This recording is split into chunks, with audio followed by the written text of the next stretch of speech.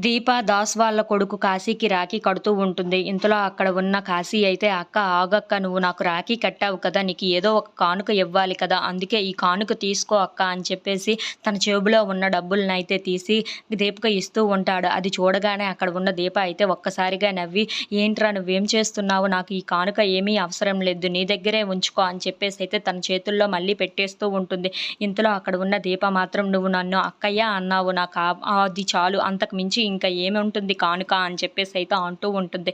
ఆ మాటలు వినగానే అక్కడ ఉన్న కాశీ అయితే ఒక్కసారిగా షాక్ అయిపోతూ ఉంటాడు. ఇంతలో అక్కడ ఉన్న దీప మాత్రం, "అక్క అన్న దానికన్నా ఇంకా విలువైనది ఏదైనా ఉండి ఉంటే నాకు ఇవ్వు. అప్పుడు నేను తీసుకుంటాను" అని చెప్పేసి అయితే అంటూ ఉంటుంది. ఆ మాటలు వినగానే అక్కడ ఉన్న కాశీ అయితే మౌనంగా ఉండిపోతాడు. ఇంతలో అక్కడ ఉన్న దీప అయితే, "నువ్వు సంతోషంగా ఉండాలి. నాకు అదే కావాలి. ఆరోగ్యంగా ఉండాలి" అని చెప్పేసి అయితే అంటూ ఉంటుంది. ఆ మాటలు వినగానే అక్కడ ఉన్న దాస్ కూడా దీపని చూసి చాలా సంతోషిస్తూ ఉంటాడు. ఇంతలో అక్కడ ఉన్న దాస్ అయితే, సరేనమ్మా, మేము వెళ్ళవలసి ఉంటుంది. మేము లోపలికి వెళ్ళి వాళ్ళని కలిసేసి మళ్ళీ మా ఊరికి మేము వెళ్ళిపోతాం" అని చెప్పేసి అయితే అంటూ ఉంటాడు. ఆ మాటలు వినగానే అక్కడ ఉన్న దీప అయితే, "సరే, మీకోసం ఎదురు చూస్తూ ఉంటారు. వెళ్ళండి లోపలికి వాళ్ళని కలిసి మళ్ళీ మీ ఊరికి వెళ్ళండి" అని చెప్పేసి అయితే అంటూ ఉంటుంది. "మేము మళ్ళీ వచ్చి మిమ్మల్ని కలుస్తామని" చెప్పేసి అయితే అంటూ ఉంటాడు దాస్. అంతలో అక్కడ ఉన్న దీప అయితే, "మేము కూడా ఊరు వెళ్ళాల్సి ఉంటుంది.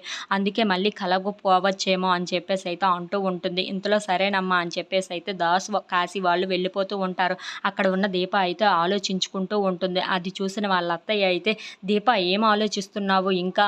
పద, మనము బయలుదేరాల్సిన టైం అయితే అయ్యింది" అని చెప్పేసి అయితే అంటూ ఉంటుంది. ఆ మాటలు వినగానే అక్కడ ఉన్న దీప అయితే, "సరే అత్తయ్య, పదండి" అని చెప్పి వెళ్ళిపోతూ ఉంటారు. If you like this video, please